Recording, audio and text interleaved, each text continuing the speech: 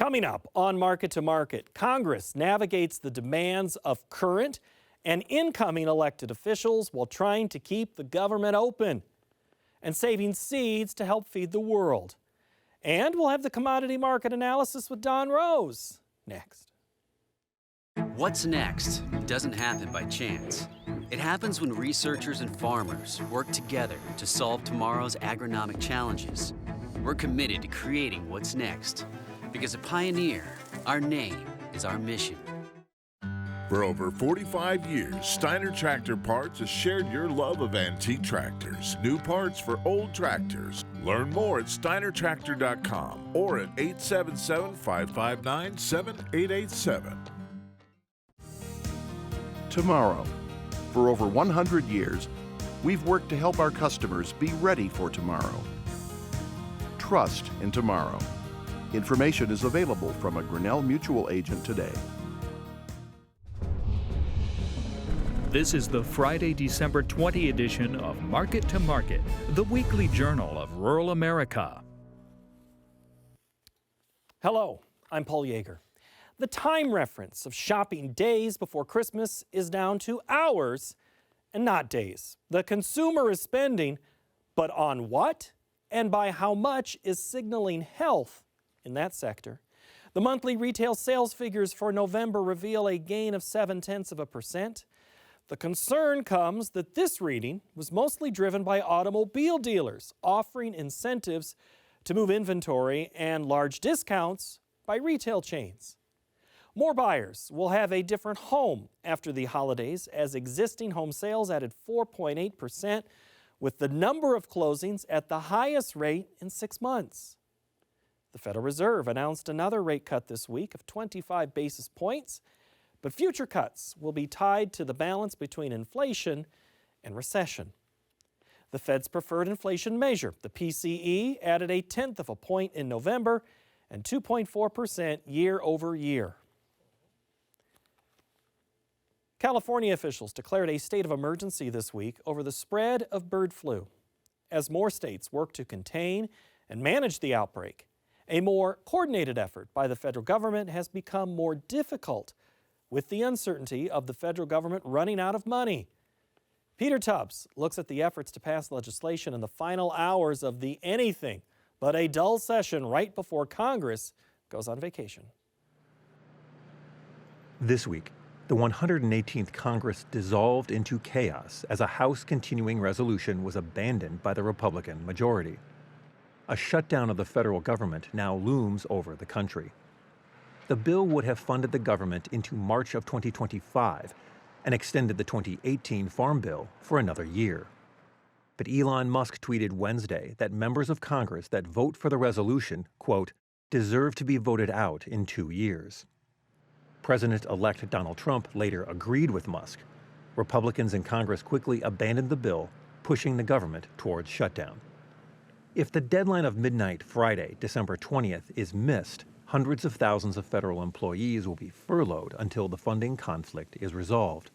The abandoned deal would have funded the government through March 14, 2025. Farm groups, including the American Farm Bureau and the National Farmers Union, urged lawmakers to pass the original 1,500-page bill, which would have delivered over $21 billion in crop loss assistance to farmers. A separate section of the bill would have paid $10 billion in economic relief to farmers via a formula. Thursday, a second attempt at passing a continuing resolution failed. The stripped-down bill extended the Farm Bill for 12 months, but removed the year-round E-15 provision that was in the original bill. Among federal agencies, the Farm Credit Administration will remain open during the shutdown. In past shutdowns, some routine food safety inspections by the Food and Drug Administration halted. For Market to Market, I'm Peter Tubbs. The World Food Prize Award was established in 1987 by Dr. Norman Borlaug, the father of the Green Revolution, who is credited with saving more than 1 billion lives. He won the Nobel Peace Prize for his work that helped feed a hungry world. That legacy and spirit are celebrated each fall in Iowa, Borlaug's home state, to individuals adding to that work. This year's prize went to a pair born worlds apart, but who joined forces inside a large mountain over some tiny seeds. This is our cover story. Seeds are the key to growing food that feeds the world. At times, those seeds are not sown in ideal conditions, but in dry soils or areas that are torn by war and famine. Preserving crop diversity for future generations takes a kind of vision and perseverance that these two researchers and advocates have gladly shouldered. Dr. Geoffrey Houghton grew up in North London, spending summers on local farms. His PhD in plant genetics led to work with a food legume program that collects and preserves varieties of chickpeas, faba beans, lentils, and more from Afghanistan, Ethiopia, Jordan, Lebanon, Syria, and Turkey. In 1975, as a civil war broke out in Lebanon, Houghton and his team saved this irreplaceable resource, making multiple trips down potholed, landmine roads to move the entire collection safely into Syria. In the 1990s, Houghton transformed a modest program focused on gene banks into an independent, multi-dimensional CGIAR center, creating the International Plant Genetic Resources Institute, later renamed Bioversity International. The group's institutional strategy is to conserve agricultural biodiversity and use it to improve food security and sustainability. Dr. Cary Fowler, born in Tennessee, also spent much of his youth working on farms. His research into social justice issues and agriculture around the loss of crop diversity led him to the United Nations Food and Agriculture Organization in the 1990s. He eventually became the head of the FAO's Program for Plant Genetic Resources and prepared the UN's first assessment of the world's plant genetic resources, which led to pivotal negotiations resulting in the adoption of a global plan of action for conserving agricultural biodiversity. This achievement laid the groundwork for a worldwide gene bank management plan on which he would collaborate with Houghton. During the 1990s and 2000s, Fowler led efforts to revolutionize global seed conservation and the creation of a crop trust. With a plan in hand, he approached the Norwegian government with an idea to create an international seed vault near the North Pole. We created a facility that operates like a safety deposit box, where Norway owns the mountain, owns the facility, but the depositor owns whatever they deposit, and only they have access to that. And by the way, it's free. So I tried to explain to countries, it's a free insurance policy. You know, why not take advantage of it? It's still not been easy to convince every country to use it, but we're getting. Fowler led the negotiations for opening the vault and secured support from national and international gene banks, serving 9 years as the chair of the International Advisory Council for what became the Svalbard Global Seed Vault. Meanwhile, Houghton developed technical management and policy specifications for the vault. We are very concerned about food security, nutrition security, and the connection between that and national security. Not just U.S. national security, but everybody's national security. We're concerned about trying to help countries develop more sustainable, productive agricultural systems that feed everyone all year round. The vault would open in 2008 and began accepting seeds from other gene banks under the auspices of the International Plant Treaty that had been negotiated by the United Nations. Today, the Svalbard Global Seed Vault safeguards 1.25 million seed samples, representing over 6,000 species from nearly every country on Earth. It is the largest and most diverse collection of crop biodiversity in existence. What happens that I find interesting is what happens when people leave. At the Borlaug Dialogues in late October, the pair were featured in panels and press events before being honored at the annual World Food Prize Awards ceremony. It's not just a recognition of the work we've done so much as the recognition of this whole issue of the importance of genetic diversity and what it means and how it underpins our ability to feed the world in the future with nutritious food. So it's a topic which is not widely understood. Not many people, if you mention sort of crop diversity, will have a clue what you were talking about until you say, well, if you go to your local supermarket, you've got lots of different apples varieties there. And then you say, well, there's actually 150,000 different samples of rice in a gene bank in the Philippines. This is the diversity we're talking about. Next, the Market to Market Report. Massive sell-offs dominated the early portion of the week as South American weather stayed on an ideal course for growing a large crop. For the week, the nearby wheat contract lost 19 cents and the March corn contract gained 4 cents. New contract lows were made in the soy complex with a bountiful crop growing in Brazil. The January soybean contract fell 14 cents while January meal added $8.30 per ton. March cotton contracted $1.21 per hundredweight. Over in the dairy parlor, January Class 3 milk futures lost 29 cents. The livestock market was mixed. February cattle shed 363. January feeders cut 205.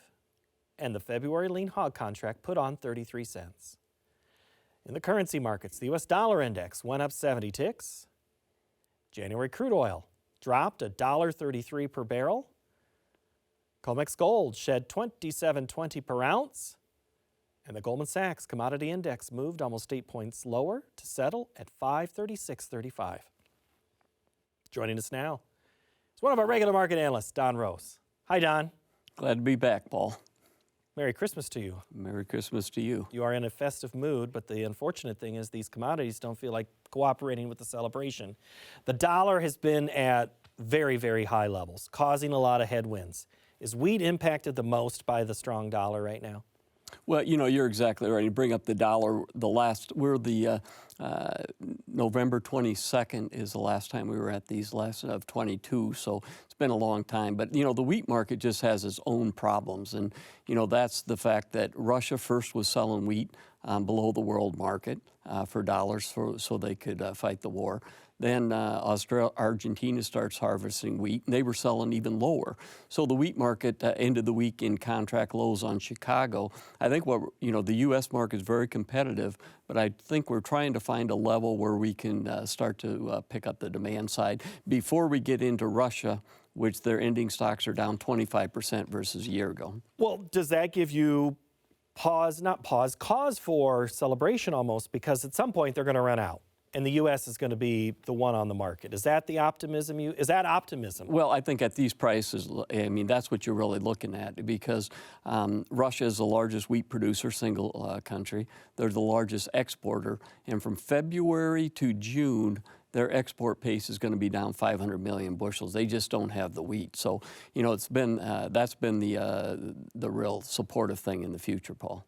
Are you hearing producers itching to sell right now, or are they holding? No, I think the producers at these price levels, if they haven't sold, they believe that maybe, some optimism going forward. You look at the war. I think the belief is that Russia-Ukraine war is going to come to an end sooner than later, and that's going to add more production and more competition. But that's probably dialed in the market too, Paul. Corn has been able to withstand a lot of the shots from other commodities, but this week it did kind of respond a lot to that. Soybean impacted everything, but how is corn able to withstand some of these shots and at least not fall off the table? Well, corn's the best of the worst. The December ending stocks figure that we came out with was 200 million bushels less. So, stocks are getting smaller. We're really the only game in town from an export standpoint until we get to Argentina, which they're about 70% planted on their corn. they'll harvest that in, let's just say, April, May. So I think it's the fact that our producers are holding tight at these price levels, basis levels firm, spreads levels firm, and we're trying to reach a level that we see pickup in sales here in the U.S. Our demand standpoint's very strong. Export pace about 30% over a year ago. Last 4 months, 460 was the top. Do we get anywhere close to that on this nearby contract? Well, that's the problem is, you get up to this area, 52, 53, too much resistance, too much farmer selling. The farmers do want to move some grain. It's just a matter of what price level. And probably after the first of the year, we see something pick up. And we'll see at the end of this week, Paul, Argentina is on the watch list because it did start to turn a little drier there in a weak La Nina year. So let's see if that's the start of anything, and that'd be positive. Is this farmer selling that you speak of, is it the 23 crop or is it some 24? Because, I mean, there was always those stories that there was still a lot of 23 still around. What are you hearing? Probably if you had too much money, you probably still have 23, Paul. But other than that, I think people are pretty well cleared out and they're selling the 24 crop. On the 25 crop then, on that December contract, when you look at it, is that an opportunity if we are indeed going to plant more corn and put more corn in the bins next year? Do you take advantage of something right now in that December 25 contract? Well, let's just look at it this way. Our ending stocks are very similar to what we had this last year on 24-25 crop coming forward. Last year we went to 385 on corn with a dry drought condition in Brazil. So if you go forward, you say, well, could December corn go to 365 to 375? If we get a crop in South America, if we get a crop here, probably. And the corn-bean ratio is the lowest level that it's been in a number of years. So that means this acre battle is going to pick up talk soon. I think it probably already has a little bit. Well, yeah, you were talking before we rolled about the ratio. So that means that we're going to plant more corn than beans. Yeah, from a profitability standpoint. Yeah. The old ratio where, you planted beans, corn, in that equal mix, about 2.4, 2.5 soybeans over corn, and it's got down to 2.2. Is that because corn is the best of the worst, or is it because South America has such a large crop and we're just not going to mess with that? I think it's a combination, but it's South America's crop. To put it in perspective, Brazil's crop this year, it looks like it's going to be somewhere 350 to 400 million bushels larger than their largest crop ever. Our carryout's 470 million. So just big numbers coming at us, and China's kind of backed away from the buying pattern for all the obvious trade reasons.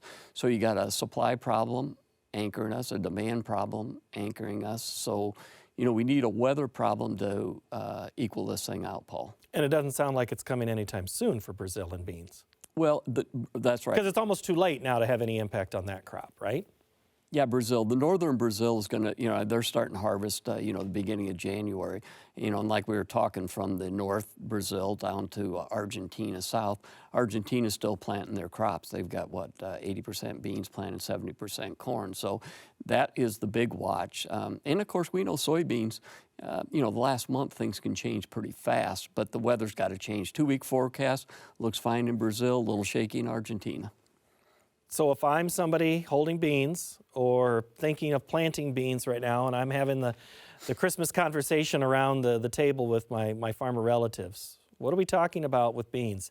Is there anything positive we have? I don't hear anything positive yet, Don. Give me something. Well, probably the best thing is we've got all the negative news, or a lot of negative news dialed in. So all that negative news can flip on you pretty darn fast. Our demand can change fast. We had a carry out, not that many years ago, close to 1 billion bushels. And, that went away pretty fast down to 200 million. So, but it has to come from weather more than anything else, or a big increase in biofuel demand. And that's a slow go. It's like you read Phil in Ontario's question, because that's exactly what he asked. He says, Don, I remember a few years ago soybean stocks were getting to 1 billion bushels. We're not halfway there yet, but are we going there? What does this mean for soybean prices now and for new crop? Well, I think most definitely that, if things don't change, we're going to continue to build because, the only way we started to reduce the supply was weather problems around the world. So, and I think the biofuel is the big new demand, and is soy oil. number one. And that soy oil is going to have to lead the market to the upside at the expense of soybean meal. But soybean meal had a key reversal to end the week, and closed higher. So that's a positive sign for soybean meal. And there's debate about what we're going to see in a new administration that's going to be positive for, say, sustainable aviation fuel, for ethanol. And so is that uncertainty, or is that just talking points? No, I think it's very much uncertain, particularly when you look at the budget problems that we have, and they're saying everybody's going to participate in it. Still working on a budget. So there's going to be a lot of, if we're going to get serious about it, there's going to be a lot of cutting, and what's that mean for agriculture? Briefly on acres, cotton has had not a good week, but do you think that right now, and if we do have a government shutdown, that could disrupt that January 10, that's more of a report on the harvest, but soon that all trickles down when we start talking acres and everybody starts speculating. You have the February outlook forum from USDA. All those things could be in jeopardy. What does any of the acreage battle mean specifically for cotton, beans, corn, wheat? Well, you're right. I think if the budget shuts down, everything gets pushed out. Our exports weekly we look at. So short term it's that. Then it's the January report. What's it mean for the outlook meeting? Just, down the road on it. But, when you talk about acres, it is interesting because cotton profitability isn't there. So, the feeling is cotton acres come down. Soybean profitability is shaky. So, those acres come down. Well, where does it go to?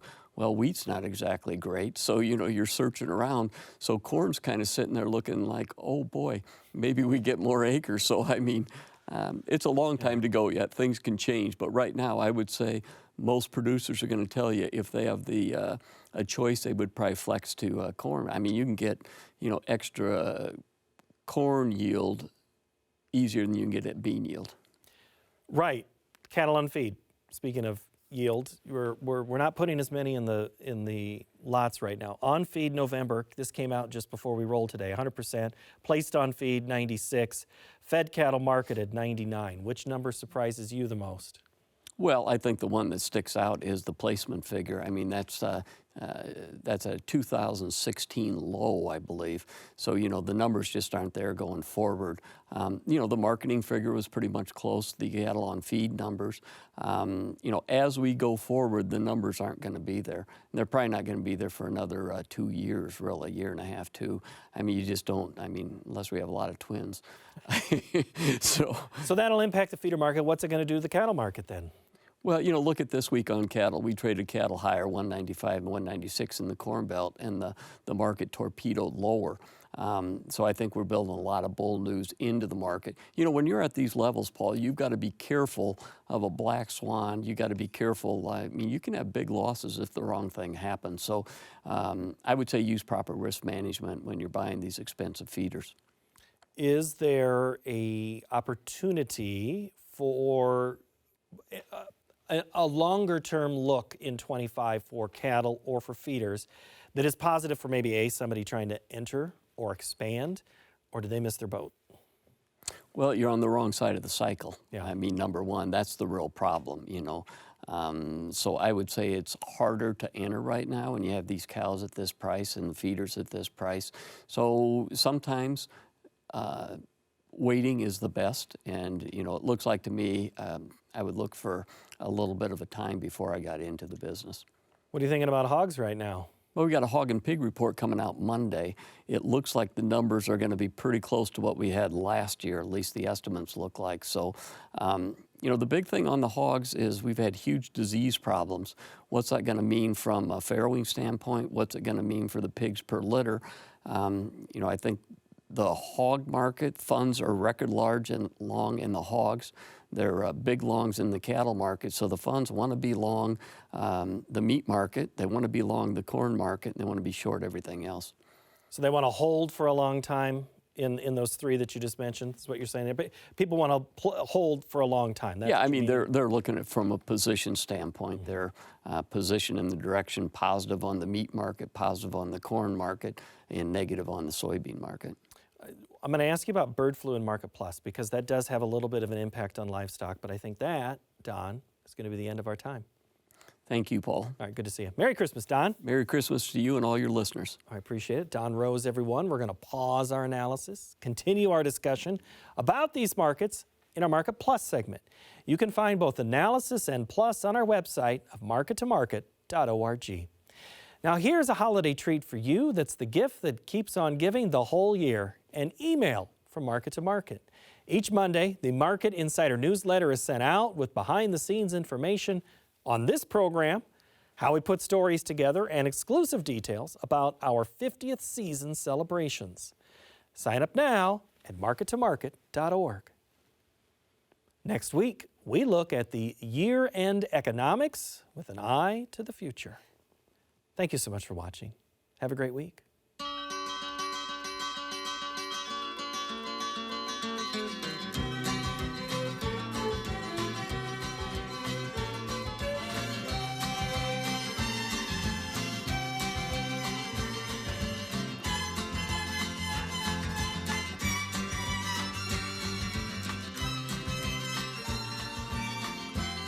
Market to Market is a production of Iowa PBS, which is solely responsible for its content. What's next doesn't happen by chance. It happens when researchers and farmers work together to solve tomorrow's agronomic challenges. We're committed to creating what's next. Because a pioneer, our name is our mission. For over 45 years, Steiner Tractor Parts has shared your love of antique tractors. New parts for old tractors. Learn more at steinertractor.com or at 877-559-7887. Tomorrow. For over 100 years, we've worked to help our customers be ready for tomorrow. Trust in tomorrow. Information is available from a Grinnell Mutual agent today.